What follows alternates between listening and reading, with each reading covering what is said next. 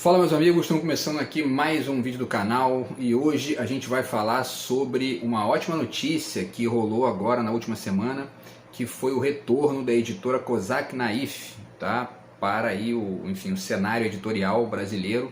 É uma editora que ficou famosa aí por capas de qualidade, projeto gráfico muito bacana e um catálogo também excelente. Mas fechou as portas em 2015 e agora está voltando esse ano de 2023. Então a gente vai falar um pouquinho aqui sobre esse retorno da Kozak Naif.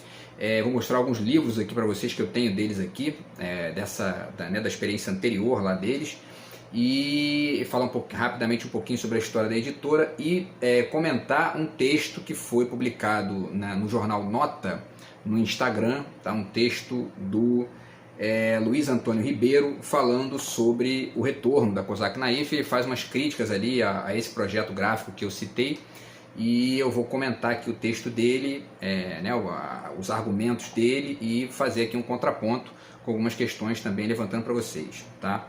Antes ainda eu já deixo com vocês aqui mais uma vez a dica do meu novo livro de poemas, está aqui do outro lado de cá, publicado pela Multifoco. É o meu terceiro livro de poemas com eles, meu quinto livro com eles, tá? E o nono no total. Enfim, quem quiser entrar em contato aí pelo Zap, está na descrição do vídeo. Se conseguir furar aqui esse bloqueio absurdo, né, e nojento que eu estou sofrendo, a gente de repente consegue conversar aí sobre o livro, tá? Então deixo aí a dica para vocês, beleza? Então pessoal, vamos lá, vamos começar falando primeiramente sobre a editora, né, para a gente depois voltar aqui pro texto do Luiz Antônio Ribeiro, tá? A editora foi criada em 1997, certo? Na época eu tinha 22 anos quando foi criada aí a Kozak Naif e chegou a ter 120 funcionários, tá? Mas fechou em 2015, publicou mais de 1.600 livros em mais de 10 áreas de conhecimento, como arte, literatura, livros infantos juvenis, também tem biografias, uma série de coisas bacanas aí, tá na história da Kozak Naif. A editora era propriedade da parceria entre Charles Kozak e Michael Naif, ou Michael Naif, né? Tá, então tá aí, o Kozak Naif vem desses dois caras aí que eram os donos da editora. Hoje só o Charles Kozak está à frente e a nova editora vai se chamar só Kozak, né? Não vai ter mais o Michael Naif e vai ser de propriedade só do Charles Kozak, agora a editora, tá? Ele deu uma entrevista para a Folha de São Paulo e disse o seguinte: a Kozak pode crescer, mas não vai ser perto dos moldes que foi a Kozak Naif. Não quero criar outro monstro que eu tenha medo. Quando vi, a gente estava com 120 funcionários, era uma responsabilidade enorme nas minhas costas. É o que ele fala, né, sobre a experiência anterior, tá? Ele diz ainda que vai manter a linha de livros de arte e literatura, vai resgatar títulos antigos, e eu vou também mostrar alguns para vocês aqui, tá? E publicar também uma notícia bacana, que ele vai publicar livros acadêmicos, né? Porque é uma saída, né? Me parece aqui bem óbvio que ele, ou bem interessante, né, que ele pondere isso aqui, porque a produção acadêmica é recheada de trabalhos interessantes sobre arte, sobre literatura, sobre política, sobre filosofia, né? Trabalhos de qualidade, gente que está pesquisando ali, né, enfim, o seu tema com afinco e com tempo. Então isso gera trabalhos que muitas vezes não são divulgados, porque eles geralmente só são publicados pelas editoras universitárias, né? A UFRJ tem editora, a UERJ também tem, e outras editoras, a PUC também tem, né? Inclusive a PUC tem, parece que uma parceria com a Contraponto Editora, que também faz alguns trabalhos bacanas, porém isso fica menos divulgado do que as editoras mais tradicionais, as editoras maiores do Brasil, né, como Companhia das Letras, Record, Editora 34, Alfaguara e tal, que são as editoras maiores aí do Brasil, tá? Então uma boa notícia que a Kozak, agora, né, que essa editora nova, né, essa nova experiência, pense em produzir esses trabalhos acadêmicos no nível de uma editora nos moldes aí tradicionais, tá, do mercado editorial. E aí ele diz ainda que não quer acompanhar o mercado editorial e que vai tratar com poucas livrarias e com a Amazon. A Amazon tem sido uma saída aí, né, para essa queda das livrarias e ao mesmo tempo também para, enfim, esse boom aí dos sites de vendas que estão infelizmente engolindo as livrarias, porque estão realmente com preços muito mais interessantes e fica difícil. É uma tristeza isso, já fiz vídeo falando sobre isso aqui, né, porque as livrarias são esse contato físico com o livro, esse contato pessoal ali com os livros, mas enfim, né, é interessante também pensar aí do ponto de vista da venda dos livros, que ele é uma alternativa para ele fechar uma parceria com a Amazon, tá? E por último, vale dizer que o retorno da editora já aconteceu, foi no dia 23 agora de novembro, com o lançamento de um livro que reúne obras do pintor goiano Ciron Franco, tá? Então aconteceu isso em São Paulo, lá foi um lançamento do livro e ao mesmo tempo o retorno da editora Kozak agora, tá bom? E aí, pessoal, vamos então falar aqui sobre, quer dizer, antes ainda, né, de falar sobre o texto do Luiz Antônio Ribeiro, vale mostrar alguns livros que eu tenho aqui da Kozak, né? Eu não tenho muitos livros, acho que uns 10 mais ou menos deles, tá? Tem esse livro aqui do Beckett, Textos para Nada, né? E vocês vão ver que uma das coisas que o Luiz Antônio questiona, né, na argumentação dele, é esse projeto gráfico diferente, que não segue uma linha ali padrão, né? E vocês podem ver aqui que tem, né, enfim, o texto, né, o tamanho do texto é diferente, né, vocês veem aqui que, né, essa parte aqui também é colorida, o tamanho do livro muda também de exemplar para exemplar, vocês vão ver que tem vários formatos diferentes. Eu particularmente acho isso uma grande qualidade, tá? E vou tentar desenhar aqui por quê. Mas enfim, ele faz críticas a isso e a Kozak Naif tinha essa característica de fazer livros ali mais sofisticados e ao mesmo tempo mais, enfim, na verdade diferente, né, daquela coisa mais padrão que é o das outras editoras, ainda que também a gente tenha outras editoras que de certa forma experimentam, né? A própria Companhia das Letras faz vários tipos ali de capas diferentes também.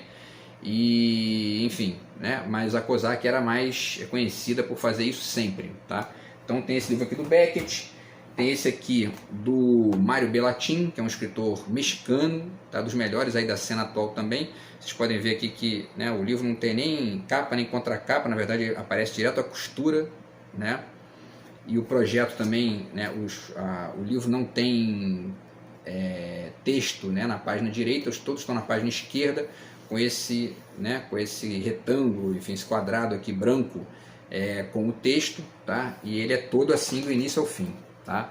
Então tá aqui mais uma vez o Cães Heróis, que é um romance interessante aqui do Mário Bellatin. Esse livro aqui, que é o Sete Vidas, 7 Contos Mínimos de Gatos, da Heloísa Seixas, também da Kozak Naif, tá? E também aqui tem um projeto diferente, né? O livro também tem os desenhos aqui, né? Tem as imagens, né? E um texto menor ali também, né? Nas páginas. Então, quer dizer, esse projeto gráfico dá uma orelha aqui também que é maior do que a convencional e tal. E é isso que o Luiz Antônio cita muito ali no texto dele, que eu vou deixar o link para vocês aqui também, tá? E que é uma marca aí da Kozak Naif. E tem os livros do Henrique Villamatas, que é um escritor espanhol, tá? Que foi era um dos nomes aí da Kozak Naif. Tá aqui o Dublinesca, tá? Vocês veem também que tem aqui, né, esse trabalho aqui diferente, né? Não é uma capa de tipo tradicional, né? Enfim, tá? E aqui também tem textos na orelha de vários autores. Esse aqui, por exemplo, é do Ricardo Pilha, né, que é um crítico literário, escritor argentino, dos melhores também. Que mais, pessoal? Aqui tá, os próximos que eu vou mostrar aqui, todos são do Henrique Villamatas, tá? O Doutor Pazavento tá aqui também, né, nesse mesmo estilo aqui, mas com uma diferencinha aqui bacana, tá? Todos muito bons os livros. Eu estou para fazer também vídeo aqui sobre o Villamatas, que é um grande escritor, e ele acabou de lançar um livro agora, um romance chamado Montevidéu, também, que eu estou aqui, tá na minha lista aí para comprar. Não Há Lugar para a Lógica em Cassel, também, que é um romance muito interessante dele, tá vendo aqui, aquele mesmo estilo deles aqui, da Kozak Naif, tá? O Ar de Dylan, que ele fala aqui sobre o Bob Dylan, né, e outros detalhes aqui, outras questões, sempre conectando com a literatura, né, o Villamatas.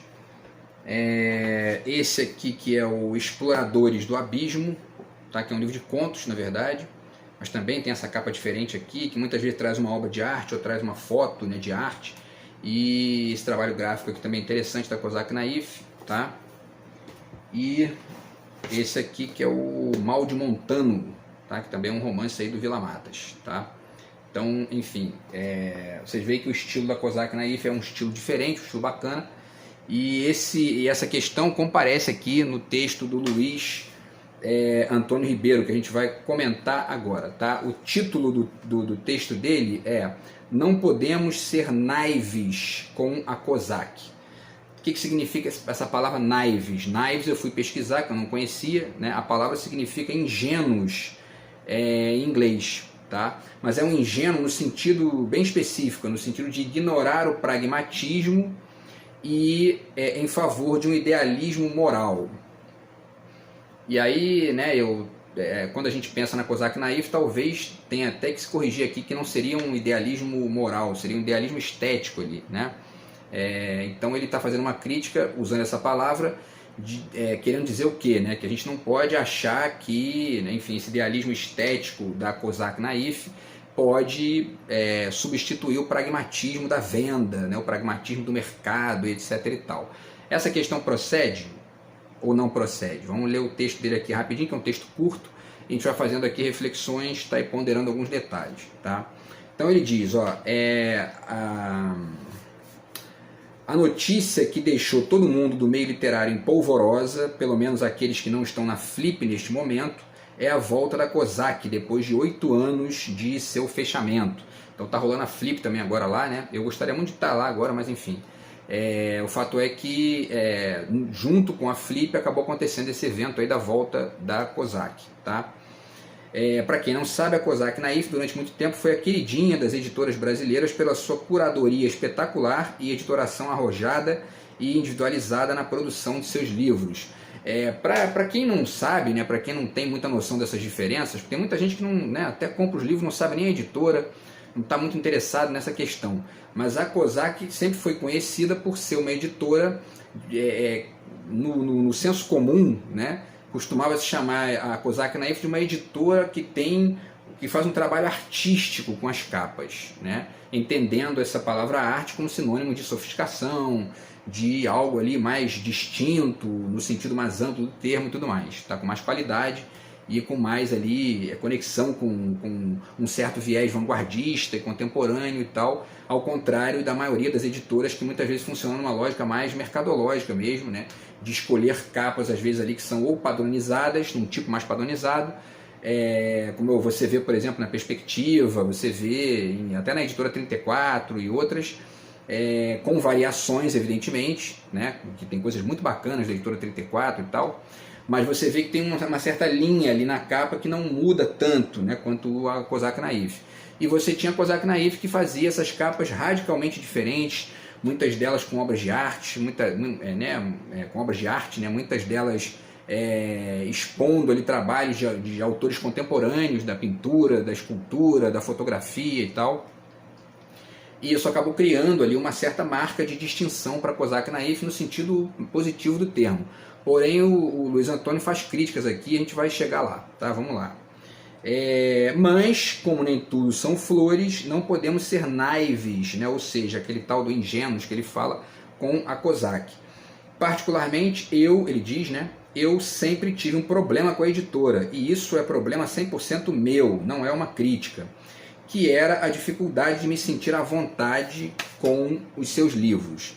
Eu acho, né, a minha visão particular é o contrário, eu sempre achei fantástico esse tipo de trabalho. É aquela coisa, né?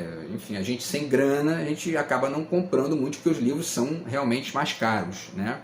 Porém, né, você com um dinheirinho a mais no bolso, vale a pena você investir, não só porque os livros são de qualidade, tem muita coisa boa na Kozak Naif, mas também porque você está ali, você está valorizando, né, um trabalho de alta qualidade, um trabalho muito bem feito, né, e tudo mais. Agora, ao mesmo tempo é importante pensar isso aí também com a realidade econômica do Brasil, né, que tem uma renda média muito baixa e tal, enfim, isso também tem que ser pensado aí para se tentar achar um meio termo, né, de repente, entre essas duas vertentes, né. Então ele continua. Uns eram com letras coloridas, outros com páginas coloridas, outros sem texto justificado, outro com capa semidura, com a capa colada ou com desenhos, enfim. Sempre achei a experiência de ler seus livros menos satisfatória do que poderia ser, embora reconheça a obra de arte que era cada livro. Aí ele continua, né? Além disso, cada livro era praticamente um item de colecionador, com tiragem baixa, preço altíssimo e uma dificuldade imensa de se adquirir, tanto que hoje os livros são vendidos por R$ 2.800. Isso não é uma regra geral, né? Você vê aí, tem muitos livros, inclusive, que estão na Amazon, da experiência anterior da Cosac Naif, e você encontra ali os livros por R$100, por R$80 e tal. São livros um pouco mais caros do que, né, os livros das editoras mais mercadológicas, mais comerciais, mas nem todos chegam a esse valor alto aqui que ele está citando, né? Isso aí não é uma regra também, tá? E aí ele fala, né, que essa variabilidade, essa variedade estética incomoda ele, porque ele, essa coisa de um livro tem, né, o formato justificado, o outro não tem. Um livro vem com figuras, com desenhos, com traços, com cor tal, e o outro não. Isso incomoda ele, mas isso incomoda a ele, né? Não precisa incomodar todo mundo. E ao mesmo tempo é interessante a gente pensar que essas experiências inovadoras, elas são bacanas para poder até abrir novos caminhos, novas possibilidades aí, visuais, estéticas, simbólicas, né, para as pessoas, porque o livro não precisa ser uma coisa ali padronizada, né, uma experiência reta, né, o tempo todo, né? Porque muitas vezes, inclusive, a própria forma como você se relaciona com as letras no nível mesmo da imagem altera muitas vezes a simbologia, a releitura que você vai fazer. Isso a poesia concreta ensinou pra gente, né? Então, quer dizer, uma coisa verbo e vocovisual, né? Então, e a Cosac Naif era uma editora verbo e vocovisual, se é que a gente pode falar nesses termos, tá? E aí, antes de continuar aqui o texto do Luiz Antônio, eu já deixo algumas referências aqui bacanas nesse sentido.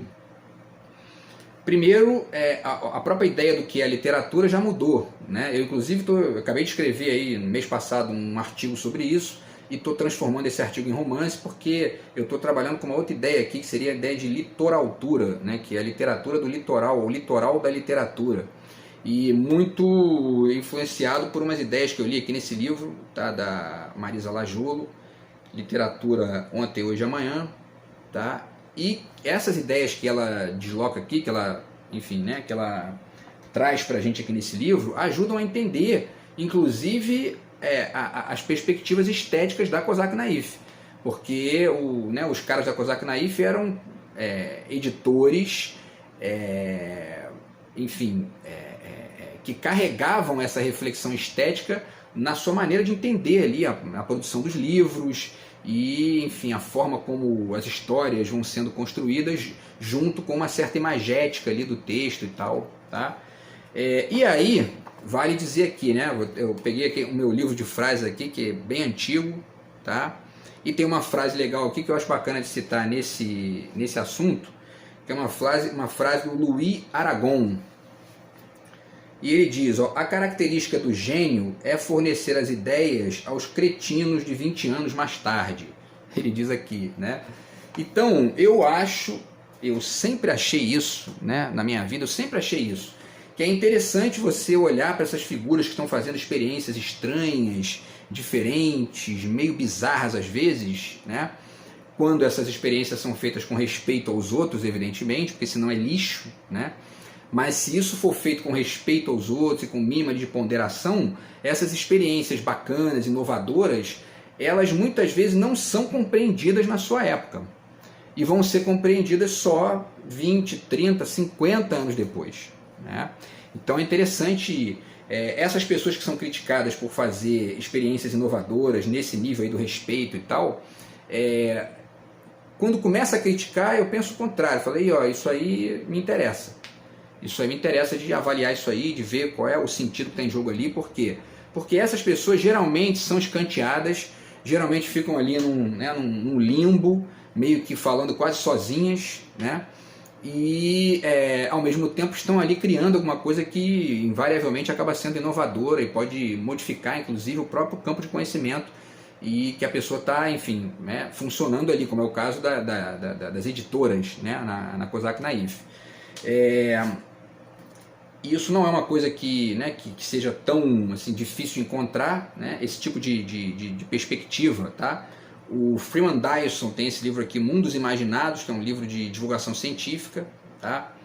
E, bom, ele aqui faz várias ponderações acerca de como que vai ser, né, a humanidade no futuro, a partir de reflexões inovadoras, de teses retiradas de metade ali de uma certa probabilidade e metade da criatividade dele, né? É interessante, né, ler essas pessoas, escutar essas pessoas, porque elas têm muitas coisas interessantes a dizer que pouca gente vai escutar, né?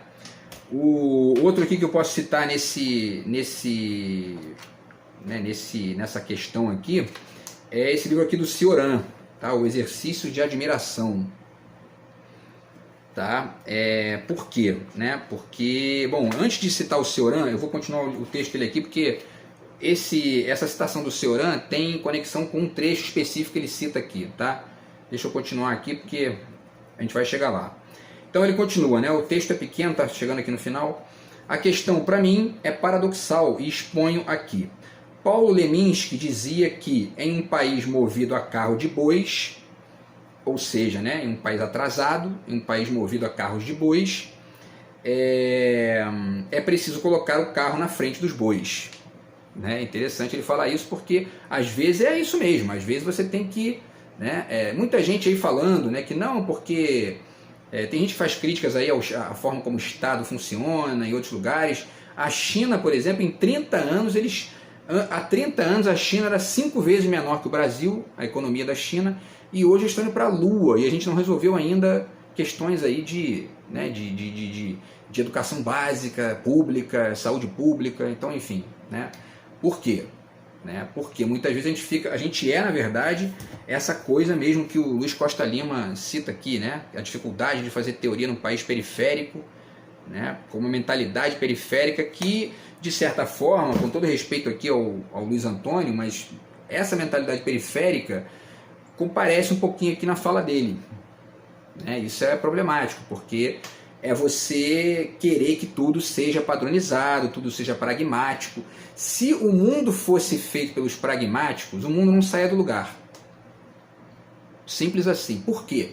Porque os pragmáticos são esses cretinos da frase que ficam usando e repetindo 20 anos depois o que o inovador fez 20 anos antes. E foi completamente escanteado, alijado ali, foi jogado ali num cantinho e ó, esse cara é maluco, deixa esse cara falando sozinho aí, entendeu? E aí 20, 30 anos depois todo mundo faz. Querem um exemplo? Que eu já deixo aqui antes de finalizar o texto do Luiz Antônio? O Van Gogh. Tem um texto aqui do Antonin Artaud, que se chama Van Gogh, o Suicidado da Sociedade, no qual ele argumenta que o Van Gogh, quem matou o Van Gogh não foi o próprio Van Gogh, né? Porque o Van Gogh deu um tiro no peito. Mas quem matou o Van Gogh foi a sociedade, que não entendeu, o rotulou ali como se fosse um maluco, um bobalhão ali que estivesse falando besteira, quando na verdade era um dos grandes inovadores da história da humanidade, né? E como tem gente que só entende a linguagem do dinheiro, né? São os imbecis que só entendem a linguagem do dinheiro, vamos pegar só o exemplo do dinheiro, porque na verdade o Van Gogh é um gênio, é um cara brilhante do ponto de vista dos deslocamentos estéticos e formais que ele fez na história da pintura e na história da arte, na história da inteligência humana, que era uma coisa assim única naquela época. Tinha ele, o Cézanne, mais um ou dois ali, e era uma coisa assim, né, que ninguém tinha pensado antes. Mas tem gente que só entende o argumento do dinheiro, então vamos pensar no argumento do dinheiro, vamos lá.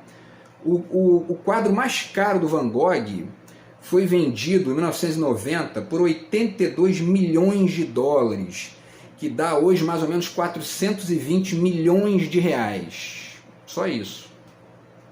Tá? Então é assim, mais ou menos a grana que se gasta para comprar um craque tipo Messi, entendeu? O Van Gogh hoje vale a mesma coisa que o Messi, que o Neymar, né? Então eu parto do pressuposto seguinte: a inteligência verdadeira é você conseguir enxergar o Van Gogh, os Van Goghs do mundo de hoje, antes que eles sejam mortos pelo mundo, pelas sociedades, pela estupidez generalizada e pelo desleixo, né?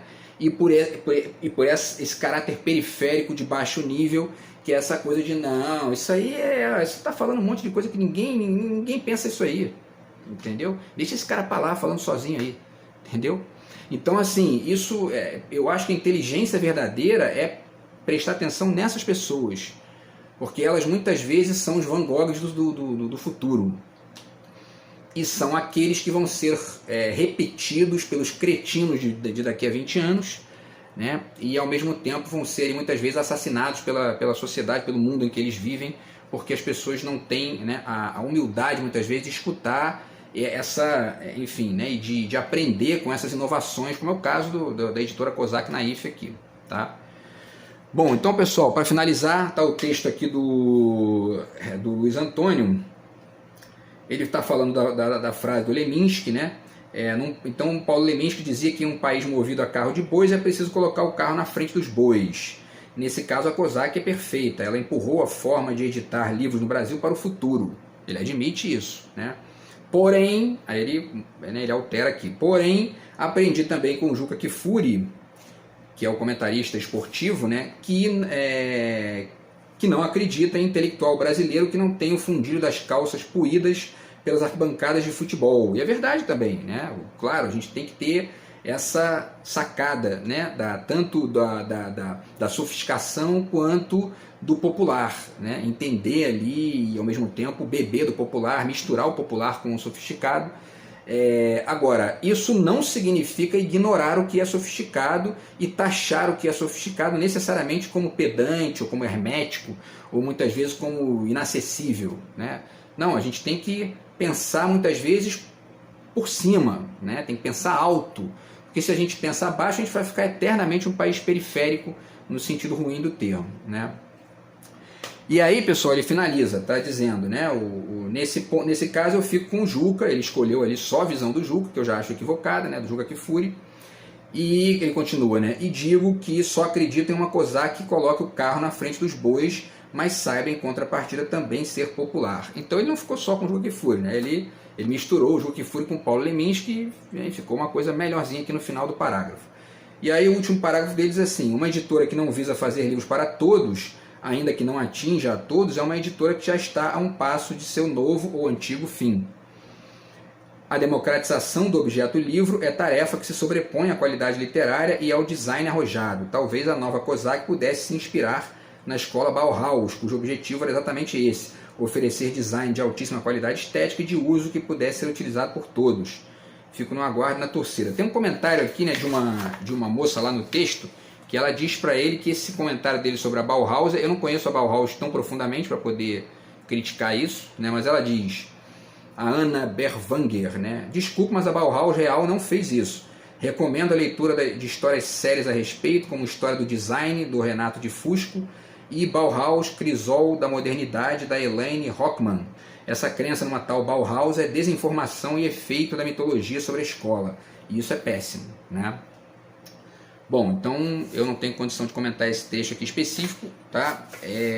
Porém, vale dizer que esses comentários aqui do Luiz Antônio sobre a Kozak Naif, ele faz críticas, né? Diz que a principal frase dele aqui, que eu acho que denota bem o que ele pensa, né? Tá aqui, quando ele diz, né? A democratização do objeto livro é tarefa que se sobrepõe à qualidade literária e ao design arrojado. Eu acho que as duas coisas podem conviver, né? E aí eu volto à frase do Cioran aqui para finalizar o vídeo, tá? Ele diz aqui no exercício de admiração, ele diz aqui na página 48, quando ele está falando do Valéry, ele diz: para um autor é um verdadeiro desastre ser compreendido. Por que ele está dizendo isso? Né? Porque muitas vezes a melhor forma de você tratar o seu leitor com respeito é dizer alguma coisa que ele não compreenda de imediato.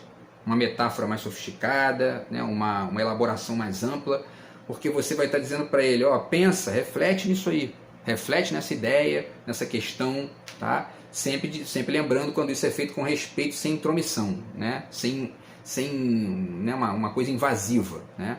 Então, quando isso é feito com respeito, isso é isso que faz a humanidade caminhar, tá? Então, quer dizer, e isso serve para essa experiência da Kozak Naif, que é uma editora, que os editores da Kozak Naif sempre foram esses caras no sentido ali de inovar, né, enfim, transgredir os padrões editoriais e criar coisas fantásticas aí pra gente, tá? E esperemos que a Kozak volte com tudo aí, que seja uma experiência bacana, tá? Vamos acompanhar. Beleza, pessoal? Então é isso. A gente se fala no próximo vídeo do canal. Grande abraço aí, tamo junto. Fui.